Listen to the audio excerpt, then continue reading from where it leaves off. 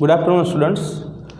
Last lecture में આપણે Griffith અસર અથવા તો રૂપાંતરણીય સિદ્ધાંત ગ્રિફિથનો પ્રયોગ સમજેલા હતા। હવે પ્રશ્ન હજી ક્યાં અટકાયેલો છે કે જનીન દ્રવ્ય શું છે। ત્રણ સ્પર્ધકો છે હાજર આપણી પાસે કે જનીન દ્રવ્ય તરીકે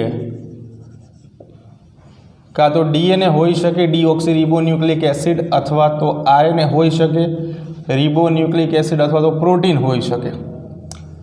प्रश्न एवो है कि जनीन द्रव्य तरीके शू होई शके। जो आमां जनरली शुं छे बायोलॉजी में योग्य प्रयोगों द्वारा पुरावा सहित आपणे जाणी शकाय कि खरेखर जनीन द्रव्य तरीके शू छे।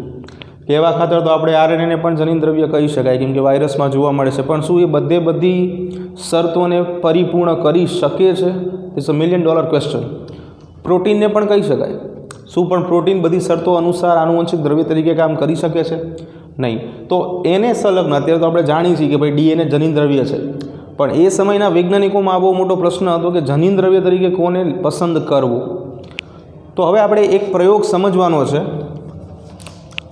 टॉपिकनुं नाम छे जनीन द्रव्य तरीके डीएनए अथवा तो डीएनए जनीन द्रव्य तरीके।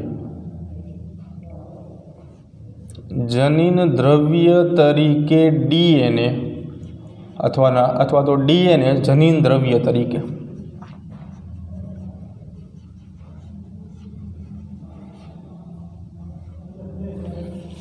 जो घणा बधा क्रमबद्ध प्रयोगों उपयोग कर्यो, घणा बधा वैज्ञानिक तारणों और अवलोकनों आधारे छेल्ले आपणे डीएनए ने जनीन द्रव्य तरीके स्वीकार्युं छे। अने आपणे आजे जे प्रयोग जोवाना छे, जे प्रेक्टिकल समझवाना छे, एनी अंदर आपणे फाइनली नक्की करी नाखशुं कि जनीन द्रव्य तरीके डीएनए छे। तो जे प्रयोग जोवानो छे ए प्रयोग आपनार बे वैज्ञानिक हता। एकनुं नाम छे आल्फ्रेड हर्शी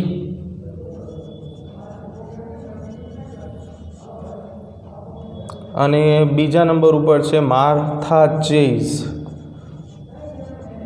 आ बंने वैज्ञानिकोए फाइनली प्रयोग द्वारा डीएनए ने जनीन द्रव्य तरीके साबित कर्युं। आवा प्रयोग ने हर्शी अने चेजनो प्रयोग पण कहे छे। हर्शी अने चेजनो प्रयोग। तो अलग अलग बे रीते प्रश्न पूछाई सके कि डीएनए जनीन द्रव्य तरीके ओळखाय छे तो डीएनए जनीन द्रव्य छे ए साबिती धरावतो प्रयोग जणावो तो पण आ लखवानुं छे। हर्शी अने चेजनो प्रयोग जणावो तो पण आ लखवानुं छे। बराबर, बंनेनी अंदर जवाब एक ज आवशे। तो आल्फ्रेड हर्शी अने मार्था चेज एमने प्रयोगनी अंदर बे घटकोनो उपयोग कर्यो। एनी अंदर पहला घटको जे हता ए हता बेक्टेरिया इकोलाई। इकोलाई एटले के इस्चरेशिया कोलाइन बेक्टेरिया। अने बीजा नंबर पर हतुं वायरस के जेनुं नाम छे बेक्टेरियोफेज वायरस। बेक्टेरियोफेज वायरस આપણે બેક્ટેરિયોફેજ વિશે જાણીએ છીએ કે જે બેક્ટેરિયાને ચેપ લગાડતો વાયરસ છે। બેક્ટેરિયાને ચેપ લગાડતો વાયરસ બેક્ટેરિયોફેજ તરીકે ઓળખાય છે। અહીંયા તમને ખાલી શબ્દ વાપર્યો છે બેક્ટેરિયોફેજ, પણ ખરેખર અહીંયા યુઝ થયેલો છે T2 બેક્ટેરિયોફેજ। ઘણા બધા એના ટાઈપ્સ છે બેક્ટેરિયોફેજના, પણ અહીંયા આપણે યુઝ કર્યો છે T2 બેક્ટેરિયોફેજ। એટલે અહીંયા T2 બેક્ટેરિયોફેજ જે છે એ પ્રયોગની અંદર વાપરવામાં આવેલો હતો। હવે જો આ બે મુખ્ય ઘટકો બેક્ટેરિયા તરીકે ઇકોલાઈ, વાયરસ તરીકે બેક્ટેરિયોફેજ, અને એનો ટાઈપ છે T2 બેક્ટેરિયોફેજ જે છે એ વાપરો તો આપણે હર્શી અને ચેઝે। સાથે સાથે થોડાક રેડિયો એક્ટિવ તત્વોનો ઉપયોગ કરેલો છે અહીંયા।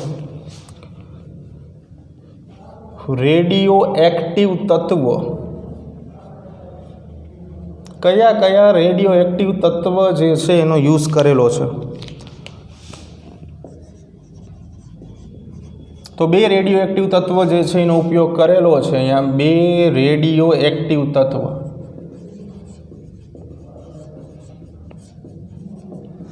એમાં પહેલા નંબર ઉપર હતું 32P અને બીજા નંબર ઉપર 35S। आ जे छे फॉस्फरस माटेनो रेडियो एक्टिव तत्व है, आ सल्फर माटेनो रेडियो एक्टिव तत्व है। फॉस्फरस माटेनो रेडियो एक्टिव तत्व અને આ સલ્ફર માટેનો રેડિયો એક્ટિવ તત્વ છે.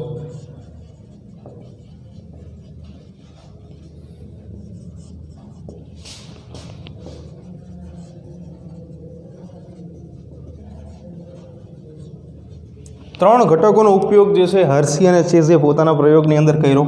એમાં એક બેક્ટેરિયા, એક વાયરસ અને 2 રેડિયો એક્ટિવ તત્વો.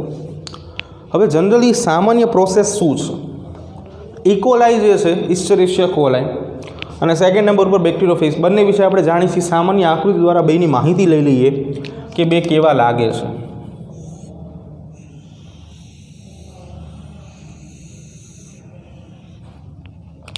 ઇકોલાઈ બેક્ટેરિયા,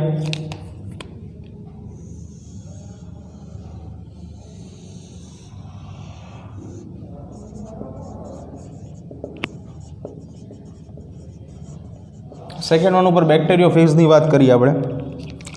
બેક્ટેરિયોફેજ ઓલરેડી આપણે જોઈ ગયા છીએ. ફેજ વાયરસ તરીકે પણ ઓળખાય, બેક્ટેરિયોફેજ પણ કહેવાય.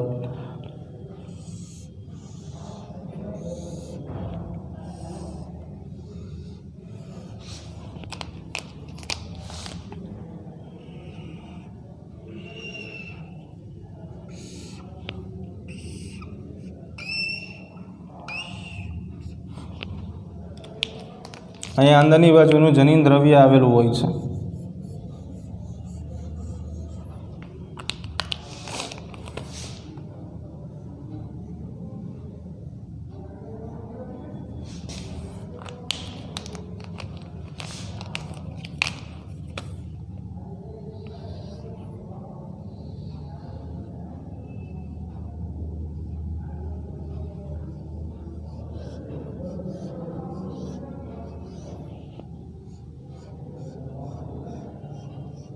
ત્રણ ભાગમાં મુખ્યત્વે ડિવાઈડ આપણે કરેલું હતું. એમાં સૌથી ઉપરનો ભાગ કે જે શીર્ષ તરીકે ઓળખાય, આ ગરદન અથવા તો ગ્રીવા નેક તરીકે ઓળખાય, અને આ અંતિમ ઉચ્ચ તંતુઓ જે છે ટેલ તરીકે ઓળખાય. તો આવી રીતે 2 ઘટકો જે છે ઇકોલાઈ અને બેક્ટેરિયોફેજ યુઝ થયેલા છે અહીંયા હર્શી અને ચેઝના પ્રયોગમાં. હવે આપણે જોવાનું છે કે હર્શી અને ચેઝ આ બંનેનો ઉપયોગ અને સાથે સાથે રેડિયો એક્ટિવ તત્વોનો ઉપયોગ જે છે કરીને કેવી રીતે પ્રોસેસ કરી અને ફાઇનલી પ્રયોગનું પરિણામ આપણને દર્શાવ્યું.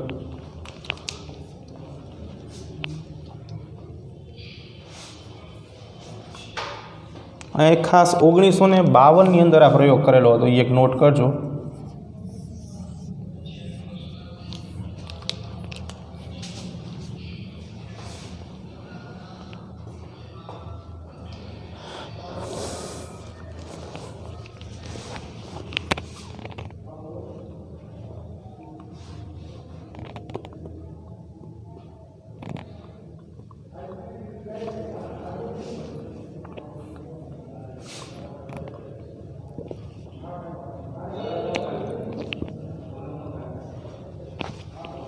હવે જો બધી વાત આપણે કરી નાખી છે. હવે જોવાનું છે કઈ રીતે પ્રેક્ટિકલ કર્યો હર્શી અને ચેઝે. તો જે ઘટકો આપણે શરૂઆતમાં વાત કરી છે કે ભાઈ ઇકોલાઈ, બેક્ટેરિયોફેજ, રેડિયો એક્ટિવ તત્વ, એની ઉપયોગિતા જે છે હર્શી અને ચેઝે કઈ રીતે કરવી એ આપણે સમજવાની છે. બહુ જ અગત્યનું છે. આવડી જશે તો અંદરની બાજુએ તારણ લખવામાં કંઈ તકલીફ નહીં સર્જાય. તો જો લાસ્ટમાં આપણે ઇકોલાઈ અને બેક્ટેરિયોફેજ 2 વિશે વાત કરી હતી. બેક્ટેરિયોફેજ વિશે આપણે જોઈ ગયું કે બેક્ટેરિયાને ચેપ લગાડતા વાયરસ છે, અથવા તો બેક્ટેરિયાની અંદર સંક્રમણ ફેલાવતા વાયરસ જે છે એ બેક્ટેરિયોફેજ તરીકે ઓળખાય.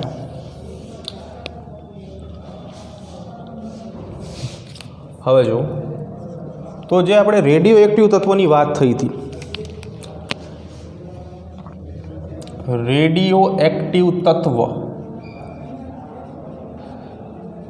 2 તત્વો હતા, તમને યાદ હશે.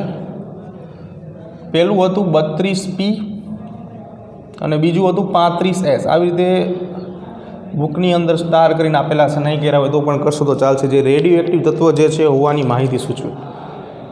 32P જે છે એ ન્યુક્લિક એસિડને લેબલિંગ કરવા માટે વપરાયો. ન્યુક્લિક એસિડને લેબલિંગ કરવામાં ઉપયોગમાં લેવામાં આવ્યો.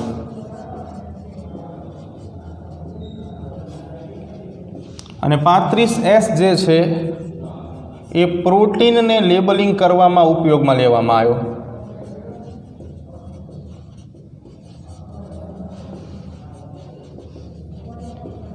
હવે આ પ્રોટીન ન્યુક્લિક એસિડ શબ્દ તો સમજાય, પણ શબ્દ છે લેબલિંગ શું છે? લેબલિંગ એટલે આવરણ ચઢાવવું, એવો અર્થ સમજી લ્યો. અત્યારે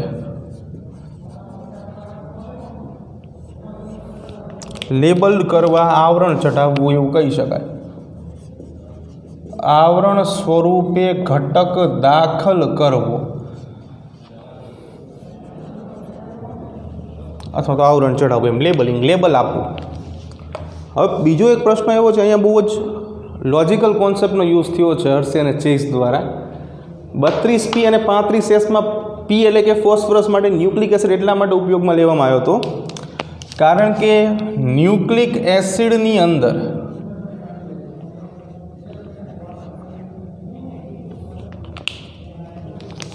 ફોસ્ફેટ સમૂહ આવેલો છે.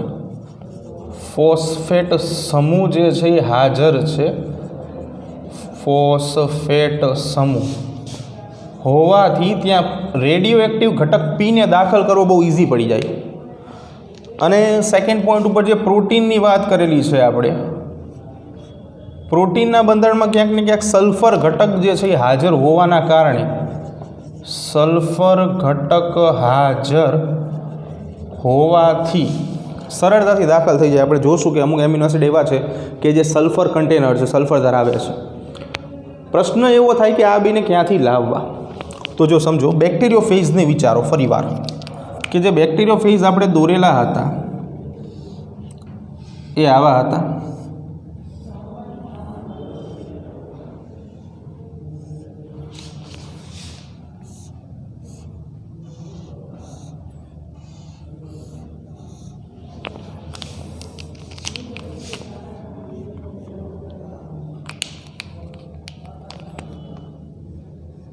આ જે વચ્ચે લાઈન છે ને, કોલર સ્ટ્રક્ચર કહેવામાં આવે. કોલર જે ઘણી વખત બુકમાં આપતા નથી.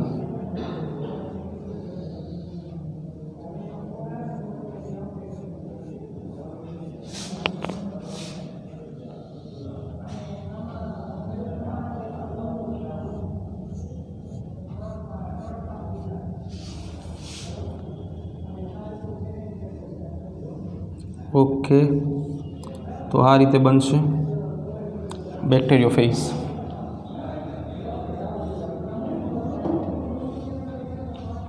હવે બેક્ટેરિયોફેઝની અંદર આપણે વાત કરી હતી કે આ રીતે જનીન દ્રવ્ય જે છે એની અંદર આવશે. બેક્ટેરિયોફેઝમાં આપણે ત્યારે પણ સમજાવેલું હતું ચેપ્ટર નંબર 10માં કે 50% પ્રોટીન અને 50% ન્યુક્લિક એસિડ ધરાવે બેક્ટેરિયોફેઝ. $1 મિલિયન ક્વેશ્ચન કે એના કારણે શું થાય કે આપણે સરળતાથી લેબલિંગની પ્રોસેસ જે છે એ કરી શકાય. ન્યુક્લિક એસિડની અંદર તે વિભિન્નતા એ છે કે 50% ન્યુક્લિક એસિડ અને 50% બેક્ટેરિયોફેઝ જે છે એ પ્રોટીનમય ઘટકો ધરાવશે. અને વાત પહેલાં અહીંયા બેક્ટેરિયોફેઝ માટે કરી.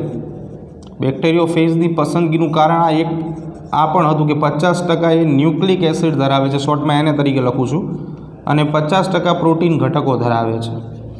ઘણા બધા રીઝન ઉપર અહીંયાથી પ્રેક્ટિકલ કર્યો હતો. તો ન્યુક્લિક એસિડ જે ફોર એક્ઝામ્પલ કે આ જે છે એને આપણે 32P વડે લેબલિંગ કર્યું.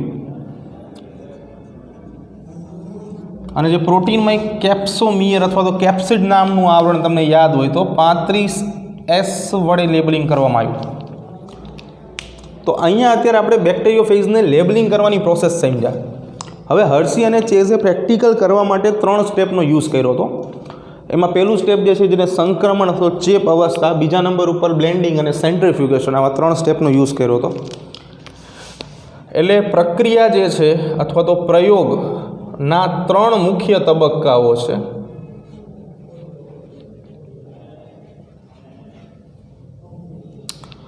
એમાં પહેલો તબક્કો જે છે જેને આપણે નામ આપ્યું ચેપ અથવા તો સંક્રમણ તબક્કો. સંક્રમણ અથવા તો ચેપ તબક્કો.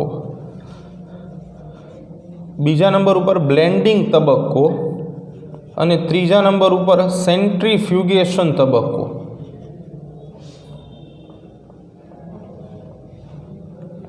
સેન્ટ્રીફ્યુગેશન તબક્કો 3 સ્ટેપની અંદર આખો પ્રયોગ જે છે એ પૂરો થાય છે અને છેલ્લે આપણે એનું તારણ જે છે એ પ્રાપ્ત કરવાનું છે કે શું તારણ જે છે એ મળે છે, બરાબર.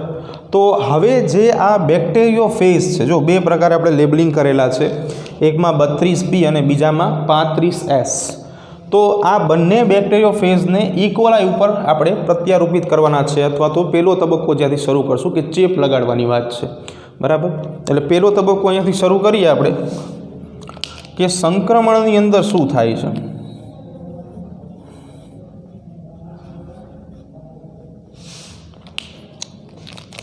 તો અહીંયા બેક્ટેરિયા તરીકે આપણી પાસે છે અત્યારે ઇકોલાઈ. બેક્ટેરિયોફેઝ એટલે કે વાયરસ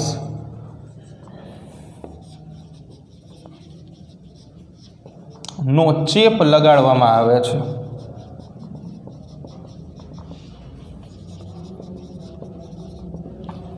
બરાબર, જોઈએ હવે કઈ રીતે પ્રોસેસ થાય છે.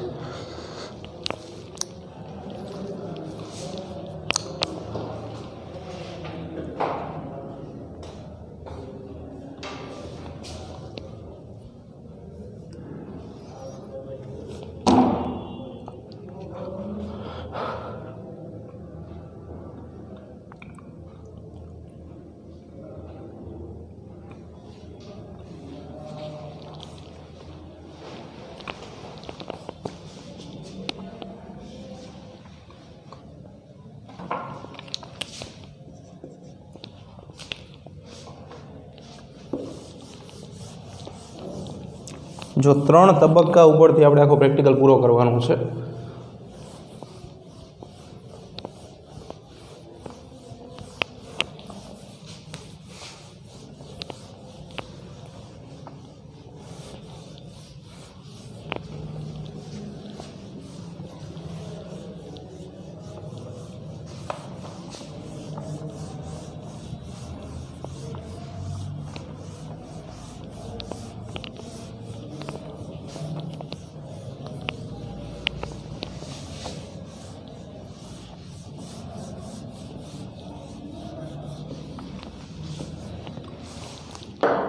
જો પહેલા તબક્કાની અંદર શું છે કે ફોર એક્ઝામ્પલ કે આ આપણી પાસે બેક્ટેરિયોફેઝ છે. આ બેક્ટેરિયોફેઝ આપણી જોડે છે. થોડીક નાની એવી આકૃતિ દોરી અને સમજાવીએ કે ભાઈ બેક્ટેરિયોફેઝ જે છે આ મુજબ છે આપણી જોડે. એને આપણે ઇકોલાઈ બેક્ટેરિયા ઉપર જે છે એ સ્થાપિત કરીએ છીએ, એટલે કે ઇકોલાઈ બેક્ટેરિયાને બેક્ટેરિયોફેઝનો ચેપ લગાડીએ છીએ. જો અહીંયા આપણે જોઈએ તો ઇકોલાઈ પાસે પોતાનું જનીનદ્રવ્ય પણ છે અને સામે ઇકોલાઈ બેક્ટેરિયા ઉપર પણ પોતાનું જનીનદ્રવ્ય પોતાની પાસે છે. તો પહેલા ફેઝની અંદર આપણે ન્યુક્લિક એસિડને ચેપગ્રસ્ત કરેલા હતા, એટલે કે 32P રેડિયો એક્ટિવ તત્વનો યુઝ કરેલો હતો ત્યાં. એવું ને એવું આપણી પાસે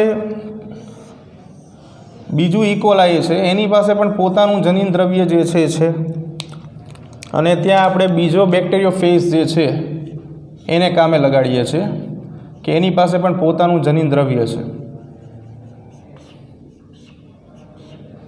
આવી રીતે પણ ત્યાં આપણે જનીનદ્રવ્યને નથી લેબલિંગ કરતા, આપણે પ્રોટીનમય ઘટક જે છે 35S વડે લેબલિંગ કરીએ છીએ.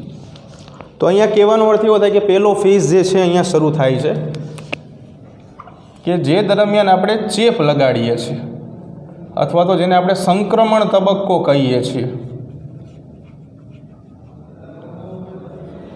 બેક્ટેરિયોફેઝની કાર્ય પદ્ધતિ કેવી છે તો એ સમજીએ કે બેક્ટેરિયોફેઝ જે છે એની અંદર આવેલું જે જનીનદ્રવ્ય છે, જે આ છેલ્લા પુચ્છતંતુઓ જેને કહીએ ટેલિંગ ઝોન, એનો જે એન્ડ પોઈન્ટ છે એટલે કે છેલ્લો ભાગ તાતણાનો આ પોઈન્ટ એ વિશિષ્ટ ઉત્સેચકો ધરાવે છે. અને આ ઉત્સેચકના કારણે શું કરે છે તો કે જે બેક્ટેરિયલ સપાટી છે અથવા તો શરૂઆતનું ઉપરનું આવરણ છે એને ઓગાળીને પોતાનું જનીનદ્રવ્ય જે છે ને એ બેક્ટેરિયામાં દાખલ કરી દે છે, અને જેના કારણે બેક્ટેરિયા હવે બેક્ટેરિયોફેઝનું જનીનદ્રવ્ય સ્વીકારીને પોતે વાયરસ તરીકે કામ કરે છે. તો આ પહેલો તબક્કો ચેપ તબક્કો, એટલે કે આમાં આપણે એમ લખી શકાય કે અડધા ઘટકોને આપણે 32P ધરાવતા બેક્ટેરિયોફેઝ વડે સંક્રમિત કર્યા અને અડધા ઘટકોને 35S ધરાવતા બેક્ટેરિયોફેઝથી સંક્રમિત કર્યા. થોડા બેક્ટેરિયાને 32P વડે સંક્રમિત કર્યા અને બાકીના થોડા બેક્ટેરિયાને 35S વડે સંક્રમિત કર્યા. એટલે કે બંને ઇન શોર્ટમાં સંક્રમિત જેટલા હતા એટલા બધા થઈ ગયા છે. હવે બીજું શું કર્યું હતું કે બ્લેન્ડિંગ પ્રોસેસ નંબર 2 ઉપર છે બ્લેન્ડિંગ પ્રોસેસ. તો બ્લેન્ડિંગ પ્રોસેસમાં શું થાય છે એ જ વસ્તુ કે આ ઉદાહરણ તરીકે બેક્ટેરિયોફેજ છે, આ એના તંતુઓ છે, છેલ્લા તંતુઓ પુચ્છ તંતુઓ તરીકે ઓળખાય. આ બીજો બેક્ટેરિયોફેજ છે, બંને પાસે પોતાનું જનીન દ્રવ્ય છે.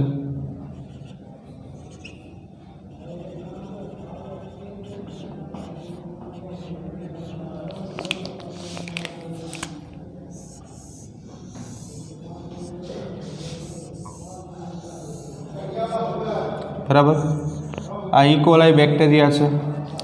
તો સેકન્ડ પોઈન્ટ કે જેને આપણે બ્લેન્ડિંગ તરીકે ઓળખીએ છીએ, તો બ્લેન્ડિંગ તબક્કામાં શું થાય છે? તો બ્લેન્ડિંગ તબક્કાનો અર્થ અહીંયા આપણે એવો સમજવાનો છે કે આંદોલન કરીને વાયરસ અને બેક્ટેરિયાને જોડવામાં આવે. આંદોલિત પ્રક્રિયા, અહીંયા બ્લેન્ડરનો ઉપયોગ થાય છે. બ્લેન્ડર એટલે તમે સમજી શકો છો કે ભાઈ બધાને ભેગું કરે, મિશ્ર કરે. તો આંદોલિત પ્રક્રિયા કરીને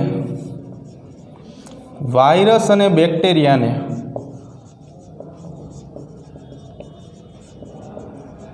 મિશ્ર કરવામાં આવે છે. એટલે અહીંયા વાયરસ અને બેક્ટેરિયા જે છે એ બ્લેન્ડિંગ પ્રોસેસથી મિશ્ર થઈ જશે. બરાબર, અથવા તો જોડવામાં આવે છે એવું પણ લખી શકાય. મિશ્ર કરવામાં આવે છે અથવા તો જોડવામાં આવે છે. એટલે અહીંયા થઈ જશે 35S 32P. લાસ્ટ ફેઝ જે છે બહુ જ અગત્યનો છે અને છેલ્લે આપણને તારણ પણ એમાંથી જ મળી જશે. તો છેલ્લો તબક્કા જેનું નામ છે સેન્ટ્રીફ્યુગેશન પ્રોસેસ. તો સેન્ટ્રીફ્યુગેશન પ્રોસેસ વિશે જોઈએ તો એની અંદર તમને બુકની અંદર બેક્ટેરિયોફેજ નથી દેખાડ્યા, માત્ર જે છે એ તમને આવા ઇકોલાઈ બેક્ટેરિયા જે છે દર્શાવેલા છે. એટલે સેન્ટ્રીફ્યુગેશનની અંદર વાત કરીએ. લાસ્ટ સ્ટેજ સેન્ટ્રીફ્યુગેશન તબક્કો.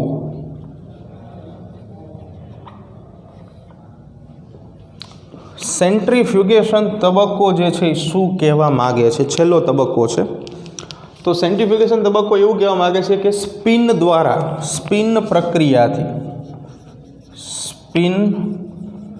પ્રક્રિયાથી વાયરસ અને બેક્ટેરિયાને સ્વતંત્ર કરવામાં આવે અથવા તો બેક્ટેરિયાને મુક્ત કરવામાં આવે, અથવા તો એમાં કહી શકાય કે ભાઈ અલગ કરવામાં આવે. તો જ્યારે અલગ કર્યું, આ બધાને અલગ કરી નાખ્યા તો શું જોવા મળ્યું? જે છેલ્લે જોવા મળ્યું એ બહુ અગત્યનું તારણ છે આપણા માટે. અહીંયા 32P, અહીંયા 35S. છેલ્લે જે તારણ મળ્યું આપણને, એન્ડિંગ જે મટીરિયલ આપણને છેલ્લે પ્રાપ્ત થાય છે, તો એ નિતારની અંદર, નિતારમાં ઉપર આપણે જોઈ શકીએ છીએ કે અહીંયા 32Pનો યુઝ કરેલો હતો. તો 32P હાજર હતું અને અહીંયા જે 35Sનો ઉપયોગ કર્યો હતો એ નિતારમાં 35S ગેરહાજર હતું. હવે આ તો પ્રેક્ટિકલ પૂરો થયો. હવે આપણે શું સમજવાનું છે આની ઉપરથી બહુ અગત્યનું છે. નિતારની અંદર 32P મળવું એનો અર્થ એવો થયો કે 32P વડે આપણે લેબલિંગ કર્યું હતું જનીન દ્રવ્યનું.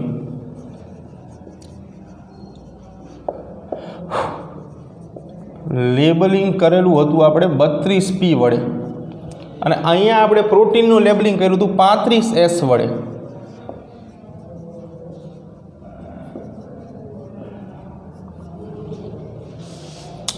તો હવે આપણે મહત્વનું તારણ જે છે એને સમજવાનો છે કે આમાં જનીન દ્રવ્ય તરીકે DNA જ મળ્યું એની ખાતરી શું? જો સમજો, જે ઘટકને આપણે રેડિયો એક્ટિવ તત્વ વડે લેબલિંગ કરેલું હતું એ છેક સુધી, જો છેક સુધી આપણને મળે ને તો એનો અર્થ એવો સમજવાનો કે એ ઘટક જે છે આનુવંશિક છે. આ વાક્યમાં ખબર ન પડી હોય તો બીજો પોઈન્ટ સમજો અહીંયા આપણે બેક્ટેરિયોફેઝમાં રહેલા જનીન દ્રવ્યને 32P અને સપાટી ઉપર આવેલા પ્રોટીનમય આવરણને 32S વડે લેબલિંગ કર્યું હતું. 32P 35S. આપણે જાણીએ છીએ કે બેક્ટેરિયોફેઝની અંદર રહેલું જે જનીન દ્રવ્ય છે એ બેક્ટેરિયોફેઝ પોતાના પુચ્છતંતુઓ દ્વારા રહેલા ઉત્સેચકની મદદથી બેક્ટેરિયામાં પ્રવેશ કરાવે છે અને જેના કારણે શું થાય કે બેક્ટેરિયાનું પોતાનું જે ડીએનએ અથવા તો જનીન દ્રવ્ય છે એની ઉપર આ જનીન દ્રવ્ય જે છે એ વધુ અસરગ્રસ્ત થઈ જાય છે. એટલે બેક્ટેરિયાના જનીન દ્રવ્ય કરતાં બેક્ટેરિયોફેઝનું જનીન દ્રવ્ય જે છે એ વધુ એક્ટિવ અથવા તો અસરગ્રસ્ત થાય છે અને જેના કારણે બેક્ટેરિયા પોતાનું જનીન દ્રવ્ય ગુમાવી દે છે અને બેક્ટેરિયોફેઝનું જનીન દ્રવ્ય જે છે એ સ્વીકારી લે છે.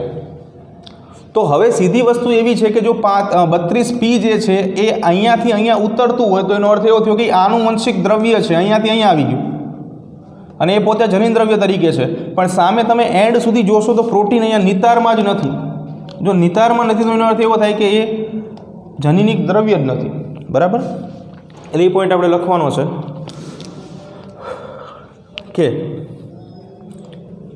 32P ની વાત કરીએ આપણે તો 32P રેડિયો એક્ટિવ દ્રવ્ય વડે અથવા તો રેડિયો એક્ટિવ તત્વ વડે આપણે અથવા તો હર્ષ અને ચેઝ આપણે તો કંઈ કર્યું જ નથી જનીન દ્રવ્યને લેબલિંગ કર્યું હતું.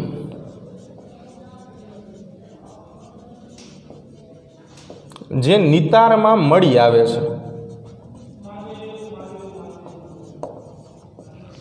જ્યારે 35S જે છે 35S એ પણ રેડિયો એક્ટિવ તત્વ જ હતો.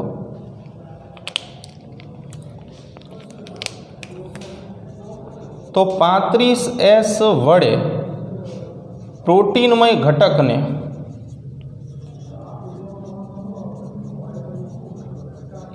લેબલિંગ કર્યું હતું જે નિતારમાં મળી આવતું નથી. આથી સાબિત થાય છે કે ડીએનએ જે છે અથવા તો બરાબર એ જનીન દ્રવ્ય છે, પ્રોટીન નહીં. બરાબર? ફરી એકવાર સમજી લઈ કે અહીંયા જે 32P હતો એ છેલ્લે હાજર રહ્યો એનો અર્થ એવો થાય કે એ આગળની પેઢીમાં અથવા તો આગળના ઘટકમાં ઉતરી શકે છે. હા, ઉતરી શકતો નથી.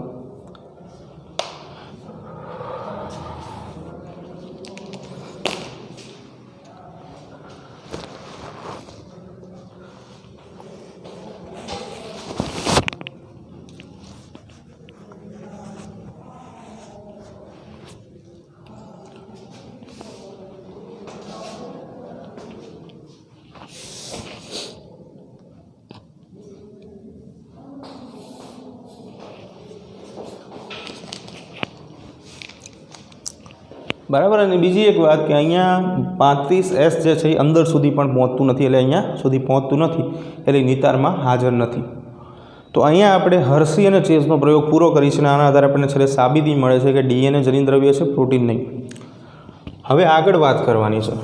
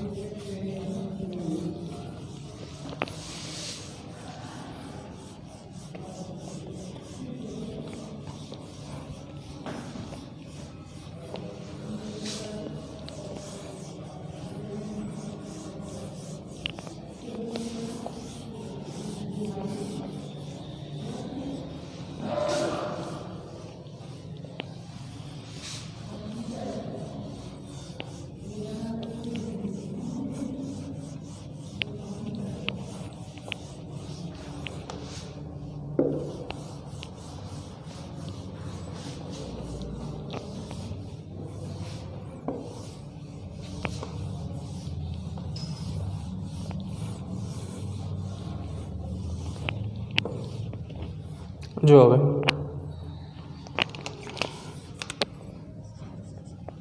આગળ વાત કરવાની છે. તો આગળનો ટોપિક છે જનીન દ્રવ્યના ગુણધર્મો. ઘણો મોટો ટોપિક છે. આપણે ગુણધર્મો થોડા જ છે પણ અન્ય માહિતીઓ વધારે છે. જનીન દ્રવ્યના ગુણધર્મો. જો ચેપ્ટર થોડું ઘણું ઓકવર્ડ છે, એટલું બધું અઘરું નથી, પણ થોડુંક લોજિક માગી લેવું છે. એટલે જે ગોખણિયું જ્ઞાન જે છે ને ક્યાંક કામ નહીં આવે, અહીંયા થોડુંક સમજવું પણ પડશે. એટલે બેટર એવું છે કે થોડું સમજો, બરાબર. જનીન દ્રવ્યના ગુણધર્મો જે છે એ સમજતા પહેલાં આપણે જોઈ લઈએ કે અત્યાર સુધી આપણી મોટી ચર્ચા એવી હતી કે જનીન દ્રવ્ય તરીકે શું છે, ડીએનએ, આરએનએ કે પ્રોટીન. હર્સી અને ચેઝના પ્રયોગ બાદ, હર્સી અને ચેઝ ના પ્રયોગ બાદ આ વસ્તુ ક્લિયર થઈ ગઈ છે કે ડીએનએ જનીન દ્રવ્ય છે. ડીએનએ શું છે? જનીન દ્રવ્ય છે. હર્સી અને ચેઝના પ્રયોગ બાદ સાબિત થઈ ગયું છે કે ડીએનએ જનીન દ્રવ્ય છે. પણ આરએનએ પણ ઘણામાં જનીન દ્રવ્ય છે. ફોર એક્ઝામ્પલ અમુક વાયરસમાં આરએનએ એટલે કે રિબોન્યુક્લિક એસિડ. આ રિબોન્યુક્લિક એસિડ પણ જનીન દ્રવ્ય છે. કોનામાં જનીન દ્રવ્ય છે આરએનએ? તો વાયરસમાં. કેટલાક વાયરસ જે છે એ જનીન દ્રવ્ય તરીકે આરએનએ ધરાવે છે, વિષાણુ. તો એની અંદર એક ઉદાહરણ આપ્યા છે, બે ઉદાહરણ છે તમને. ફર્સ્ટ ઓફ ઓલ છે ટીએમવી, ભણી ગયા છે આપણે, ટોબેકો મોઝેઇક વાયરસ.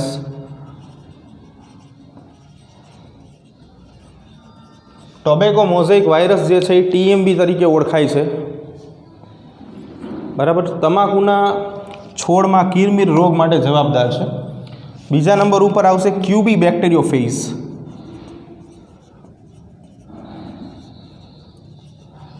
બંનેની લાક્ષણિકતા એવી છે કે એસએસ કન્ટેનમાં એટલે કે સિંગલ સ્ટેન્ડર્ડ ફોર્મમાં આરએનએ જે છે ધરાવે છે.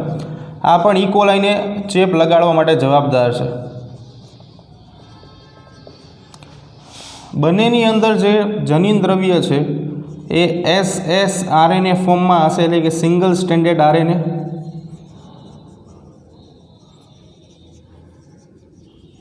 એક શૃંખલાવાળું આરએનએ જે છે એ એસએસ આરએનએ ફોર્મમાં હશે, એટલા માટે આ એસએસ આરએનએ સ્વરૂપમાં જોવા મળશે. એટલે તમને પહેલો પ્રશ્ન પૂછે છે કે શું તમે રાસાયણિક ભેદ જે છે ઉકેલી શકો છો ડીએનએ અને આરએનએ વિશેનો? તો આપણે પ્રયાસ કરીએ અહીંયા ડીએનએ અને આરએનએ વચ્ચેનો ભેદ શું છે, તફાવત જોઈ લઈએ ડીએનએ અને આરએનએનો. ઓલરેડી એક વખત તો ક્યાંક જોયો તો આપણે ભૂતકાળમાં, પણ અહીંયા ફરી વાર જોઈ લઈએ.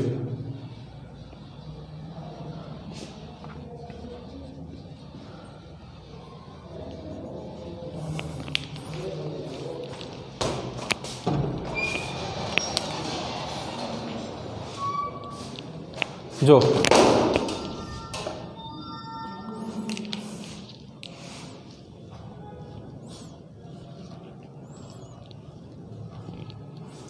આગળ વાત કરી તો સૌથી પહેલાં આપણે ડીએનએ અને આરએનએના પૂરા નામ લખી નાખીએ, એટલે પહેલો આપણો તફાવતનો મુદ્દો થઈ જશે.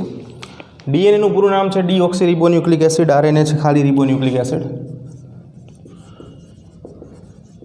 ડીઓક્સી રિબોન્યુક્લિક એસિડ અને અહીંયા થઈ જશે રિબોન્યુક્લિક એસિડ.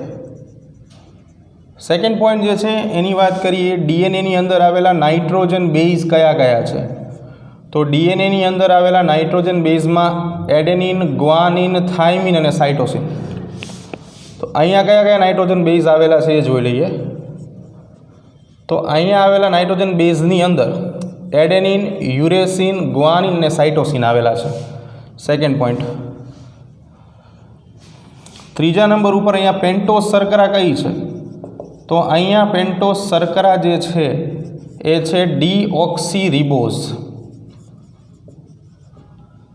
કે જેનું અણુસૂત્ર છે C5H10O4. અને અહીંયા પેન્ટોસ શર્કરા કઈ આવેલી છે? તો અહીંયા ખાલી આવેલી છે રિબોઝ શર્કરા, એટલે કે C5H10O5.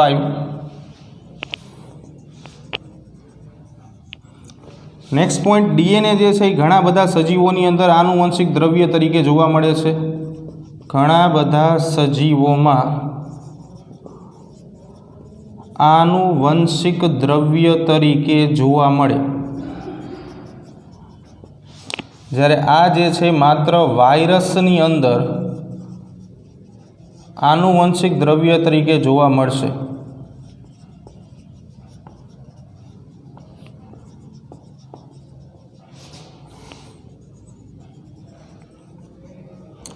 પાંચમો મુદ્દો કે ડીએનએ જે છે એ સારો આનુવંશિક દ્રવ્ય છે, જ્યારે આરએનએ જે છે ને એ સારો સંદેશાવાહક છે, સંદેશાઓનું વહન જે છે ખૂબ સારી રીતે કરી શકશે આરએનએ। એટલે ડીએનએ સારો સંદેશાવાહક છે, જ્યારે ડીએનએ સારો આનુવંશિક દ્રવ્ય છે।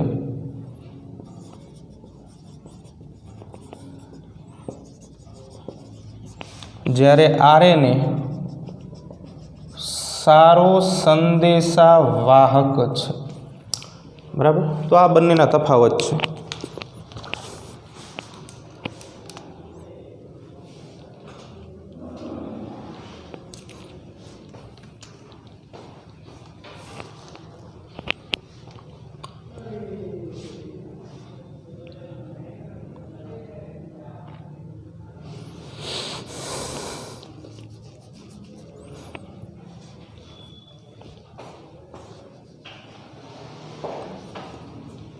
હવે જો ગુણધર્મો જોવાના છે કે ભાઈ સારા આનુવંશિક દ્રવ્યની અંદર કયા ગુણ જે છે એ હોવા જરૂરી છે। 2 માર્કનો પ્રશ્ન પૂછાય।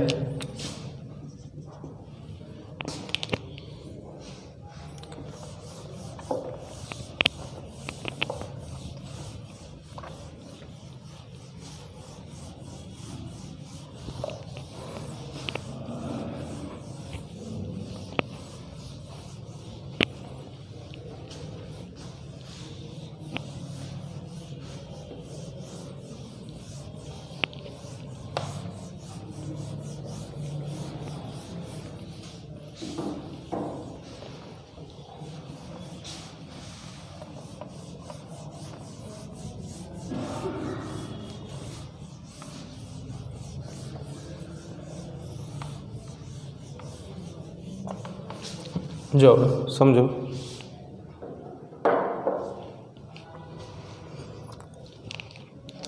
આદર્શ આનુવંશિક દ્રવ્યના ગુણધર્મ, આવો પ્રશ્ન પૂછાય 2 માર્કની અંદર। આદર્શ આનુવંશિક દ્રવ્યના ગુણધર્મો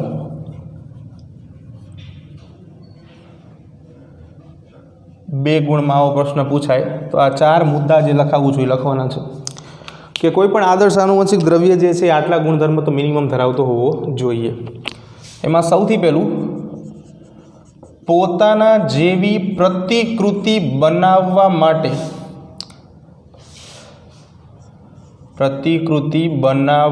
માટે સક્ષમ હોવો જોઈએ। પોતાના જેવી પ્રતિકૃતિ એટલે પોતાના જેવી આબેહૂબ નકલ બનાવવા માટે સક્ષમ હોવો જોઈએ। એટલે એવું લખી શકાય કે પોતાની નકલ બનાવવા સક્ષમ હોવો જોઈએ।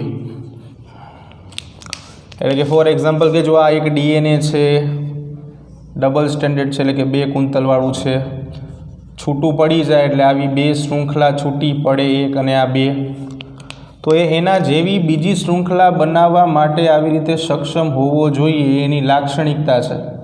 બરાબર, તો આ પહેલો પોઈન્ટ કે પોતાના જેવી નવી આબેહૂબ નકલ બનાવવા માટે સક્ષમ હોવો જોઈએ। નંબર 2, રાસાયણિક રીતે અને રચનાત્મક રીતે સ્થાયી હોવો જોઈએ।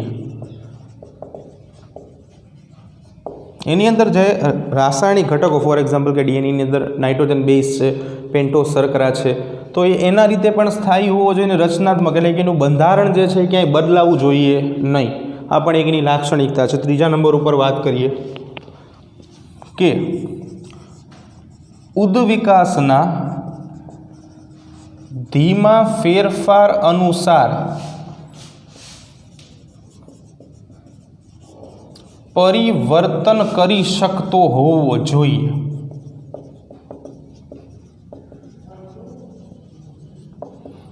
જો ઉદ્વિકાસ જે છે પૃથ્વી પર સજીવોનો ઉદ્ભવ કેવી રીતે થયો છે અને પ્રાથમિક કક્ષાના સજીવોથી લઈને અત્યારના જટિલ કક્ષાના સુવિકસિત સજીવો કેવી રીતે વિકસેલા છે એની માહિતી આપે, જે આપણા સિલેબસમાંથી નીકળી ગયેલું ચેપ્ટર છે. પણ હવે આપણે વાત કરવાની છે ઉદ્વિકાસ વિશેની.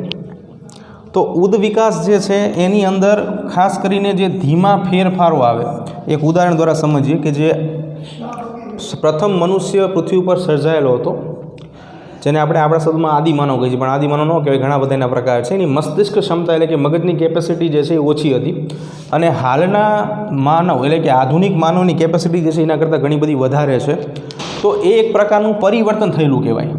તો ઉદ્વિકાસના ધીમા પરિવર્તનો ફેરફાર અનુસાર એ પોતાનાની અંદર પરિવર્તન કરી શકતો હોવો જોઈએ. અને છેલ્લે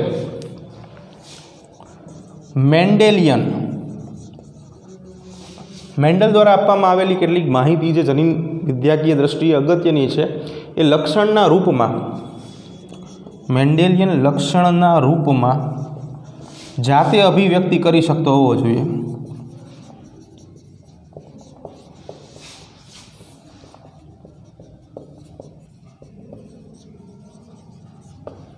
તો આ જે છે એ કોઈ એક આદર્શ આનુવંશિક દ્રવ્યના લક્ષણો અથવા તો ગુણધર્મો કહી શકાય. 2 માર્કનો પ્રશ્ન છે. તો અહીંયા આપણે આજનો લેક્ચર જે છે એ પૂરો કરીશું. બાકીનું જે છે આવતીકાલે નેક્સ્ટ લેક્ચરમાં જોશું.